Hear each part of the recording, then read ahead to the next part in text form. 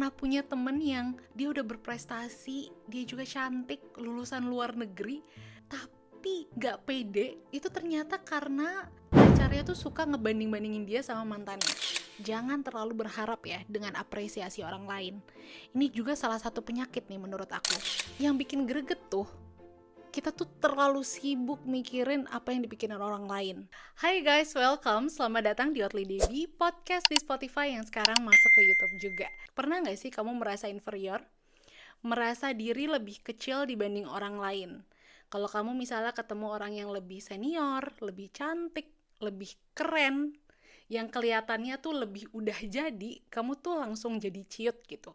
Pokoknya nggak pede deh. Dan sebagai mantan shy girl yang sekarang justru malah nongol di berbagai event, jadi pembicara, tampil di depan ratusan orang, jadi konsultan, coach, aku pengen ngajak kamu untuk percaya diri juga. Percaya diri itu adalah fondasi dari berbagai aspek kehidupan menurutku. Ketika mau lancar public speaking, bisa lancar komunikasi, bersosialisasi, terus ketika kita membangun hubungan sama seseorang ya, sama pasangan, atau sama keluarga, sama temen, ketika kitanya udah dapat fondasinya tuh, kita percaya diri, kita bisa lebih berani menghadapi dunia. Cara yang pertama adalah mengetahui sumber ketidakpercayaan diri itu sendiri, atau mengetahui sumber insecurity kamu. Banyak orang yang gak pede ngomong di depan umum. Banyak juga orang yang gak pede ketika berkenalan sama orang baru. Tapi jarang orang yang bertanya ke diri sendiri, kenapa sih aku bisa se-insecure itu? Kenapa aku nggak berani ngomong sama orang? Bagian mana yang bikin aku nggak pede? Karena sebenarnya alasannya tuh beda-beda loh. Setelah aku kulik-kulik, kenapa ya waktu kecil aku tuh nggak begitu pede, terutama masa-masa puber ya, SD, SMP, aku tuh nggak berani ngomong, terus kalau ngobrol sama orang tuh nggak present banget. Ternyata salah satu insecurity aku yang sampai sekarang pun masih agak insecure itu adalah my appearance di bagian rambut.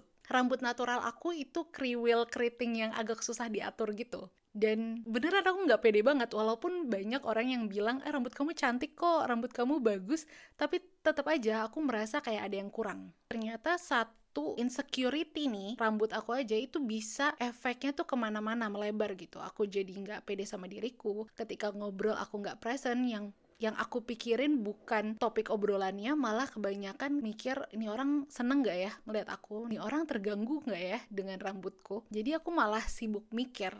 Jadi beda-beda banget ya. Ada yang sumber insecurity-nya tuh karena trauma masa kecil, ada yang karena physical appearance kayak aku. Makanya penting banget buat kita untuk cari tahu kira-kira apa yang membuat kita nggak pede. Apakah itu karena omongan temen, omongan pacar atau pasangan? Aku pernah punya temen yang dia udah berprestasi, dia juga cantik, lulusan luar negeri, tapi gak pede, itu ternyata karena pacarnya tuh suka ngebanding-bandingin dia sama mantannya. Nah itu bisa jadi alasan juga. Dan ketika memang itu berhubungan sama orang-orang di sekitar kamu, mungkin keluarga, teman, pasangan, mungkin kamu perlu reevaluasi hubungan kamu. Karena kadang kita nggak sadar, kita tuh bisa nggak percaya diri, itu efek dari hubungan yang tidak sehat, atau kita dikelilingi oleh orang-orang yang membuat kita nggak pede. So, step yang pertama adalah take your time untuk mengenali insecurity kamu atau alasan yang membuat kamu nggak percaya diri. Kalau kita tahu sumbernya, akan lebih mudah buat kita mencari solusinya. Walaupun kita nggak bisa langsung ya menghilangkan insecurity itu, pasti itu pelan-pelan, at least kita tahu root cause-nya. Cara yang kedua adalah stop membandingkan diri sendiri dengan orang lain. Mungkin ini terdengar klise atau overheard, karena mungkin banyak yang ngingetin kamu, jangan kamu membandingkan diri kamu dengan orang lain. Tapi ini aku harus highlight juga. Kita hidup di era media sosial, dimana gampang banget kita melihat highlight kehidupan orang lain. Yang mana, ya most of the time orang-orang nge-share yang happy-happy aja, yang kelihatan perfect. Pokoknya bagian bahagia dari hidupnya gitu.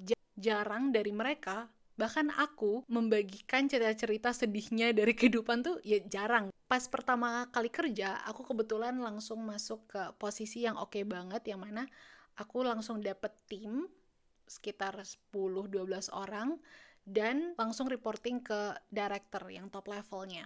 Ketika aku bertemu dengan top level ataupun partner yang kelihatannya lebih senior, aku tuh cukup merasa kecil, merasa inferior gitu, nggak pede. Karena aku merasa mereka tuh lebih pintar, lebih tahu apa yang mereka lakukan dibandingkan aku. Dan kamu mungkin kayak gitu ya, kamu mungkin ketemu orang-orang yang kamu lihat lebih mature, yang lebih jadi lah ya istilahnya. Dan aku punya tips ini buat kamu. Tipsnya adalah aku memandang semua manusia itu adalah manusia yang berproses. Aku mungkin menyadari ini tuh setelah 2-3 tahun berkarir. Emang kelihatannya dia senior mungkin. Dia senior, dia udah lebih lama masa kerjanya, dia posisinya udah jauh lebih di atas. Tapi mereka juga punya masa-masa ketika masih kecil, masih intern mungkin, masih cari kerja, ada masanya. Bahkan business owner yang udah besar ya, udah FMCG, bisnisnya di mana-mana, duitnya udah triliunan, mereka juga punya kisahnya sendiri dan punya prosesnya masing-masing. Dan kalaupun mereka udah di posisi tersebut, mereka mungkin punya anak yang sedang berproses juga, yang justru bisa belajar sama kita-kita ini gitu. Mereka juga punya insecurity-nya sendiri. Mereka manusia, nggak ada manusia yang nggak punya insecurity. Cara yang ketiga adalah aku berpikir kalau I'm not the center of the world. Kadang tuh kita itu nggak pede karena kebanyakan kita mikirin apa yang orang lain pikirkan. Padahal orang lain juga banyak pikiran. Yang nggak mungkin selama 24 hours itu mikirin kamu itu nggak mungkin. Misalnya nih, kamu melakukan kesalahan ya. Jadi kamu karena nggak pede, malu, malah malu-maluin gitu di suatu acara, terus kamu ngobrol tapi grogi, tapi karena kamu grogi nggak sengaja nyenggol sepeda di parkiran sepeda, terus sepeda merembet gitu, jatuh. Itu sebenarnya salah satu cerita aku pernah mengalami itu waktu SMP. Malu kan? Malu. Apakah orang-orang akan ketawa? Ya pasti ketawa. Aku akan ketawa di situ. Mungkin ketawa sembunyi-sembunyi gitu, kayak aduh nggak tahan, itu lucu banget. Ya itu manusiawi gitu, ngelihat kejadian yang unexpected ketawa. Apakah ada yang ngomongin? Akan ada yang ngomongin. Mungkin 15 menit, 30 menit, sejam akan ada yang ngomongin. Tapi apakah akan selalu dipikirin mereka? Mereka akan lupa dalam jentikan jari, itu gampang banget ngelupainnya. Habis itu mereka fokus ke hal lain, mungkin mereka lagi kebelet, terus harus ke toilet, mungkin mereka mikirin kerjaannya, atau mikirin hal lain lah, yang tentunya jauh lebih penting.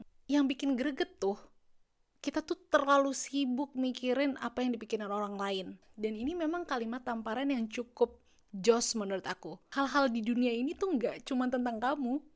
Di luar sana ada banyak peperangan, ada banyak berita-berita, misalnya gempa di Myanmar, atau mungkin ada orang yang lagi dikejar-kejar pinjol gitu di sekitar kamu, atau mungkin ada yang lagi persiapan perform di suatu tempat. Kamu mikirin diri kamu sendiri, dan orang lain mikirin diri mereka sendiri. Jadi kenapa kita harus banyak pikiran tentang orang lain? Kamu harus punya pemikiran, oke, aku nggak perfect tadi, mungkin presentasiku jelek, mungkin cara ngomongku nggak pas, mungkin mereka akan berpikir yang enggak-enggak buat aku. Terus apa? Terus kenapa? Apakah itu akan mengubah sesuatu? Apakah persepsi 1-2 orang tentang kamu itu akan mengubah hidup kamu seutuhnya? Dan kebanyakan pikiran-pikiran tuh muncul sebelum kejadiannya terjadi. Jadi yang ada ngabisin waktu dan mencegah kamu melakukan sesuatu. So stop thinking that you are the center of the world dan mulai pikirin tujuan asli kamu. Apa tujuan kamu misalnya ngobrol sama orang, apa tujuan kamu bersosialisasi, fokus ke tujuan daripada mikirin hal-hal yang gak kejadian. Cara yang ketiga adalah embracing your uniqueness and authenticity. Tiap manusia itu ciptaan Tuhan. Dan ketika Tuhan kasih kita nih ke bumi, plung, bunyinya plung, itu nggak mungkin, nggak ada alasannya, nggak ada tujuannya, nggak mungkin. Mungkin sekarang kamu ada di masa limiting belief gitu. Limiting belief tuh maksudnya kamu membatasi rasa percaya kamu, membatasi fakta-fakta yang ada karena kamu nggak percaya diri. Jadi nggak kepikiran tuh sebenarnya tujuan gue hidup di sini tuh apa sih? Tapi kalau kamu being open-minded dan menyayangi diri kamu dan kamu embrace your authenticity, your uniqueness, itu kamu pasti menyadari bedanya kamu dengan orang lain apa. Contoh nih ya, banyak cewek yang nggak pede sama bentuk tubuhnya. Ada yang merasa terlalu kurus, terlalu berisi. Beauty standards itu berubah-ubah. Misalnya di tahun 90-an model harus super skinny. kurus. Sekarang body positivity itu makin kuat. Sekarang lebih bervariasi dari warna kulit, bentuk tubuh, bahkan sekarang kebanyakan orang-orang beli tanning cream, like pengen menggelapkan kulitnya supaya lebih kelihatan seksi, lebih kelihatan wow.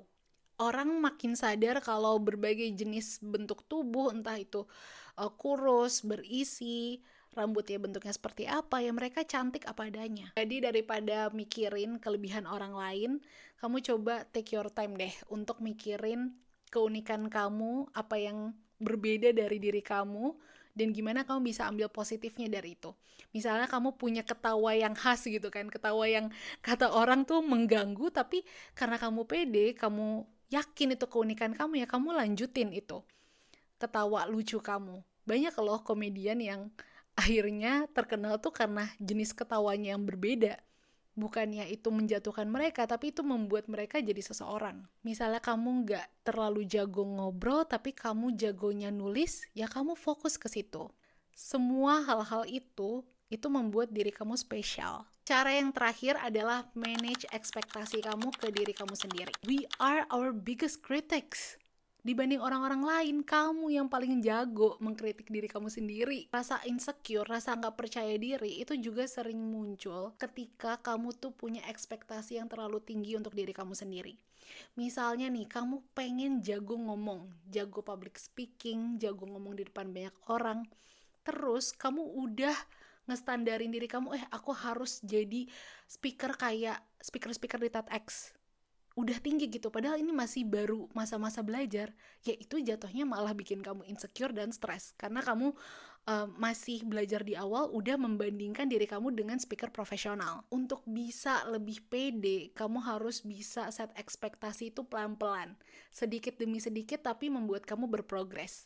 Misalnya kamu lagi belajar make up, ya jangan dulu ekspektasinya harus secakep MUA, ya jangan. Untuk motivasi itu bagus ya, suatu saat aku ingin menjadi MUA yang terkenal, MUA yang megang banyak artis, itu oke banget. Tapi kalau ekspektasi terlalu tinggi itu malah bikin kamu insecure, nggak pede, karena mungkin waktu kamu lagi makin eyeliner ke orang lain atau ke diri kamu sendiri itu nggak sebagus MUA yang udah profesional, terus kamu takut untuk ngelanjutin dan berpikir, ini bukan talent aku deh, kayaknya bukan ini yang aku harus kerjain.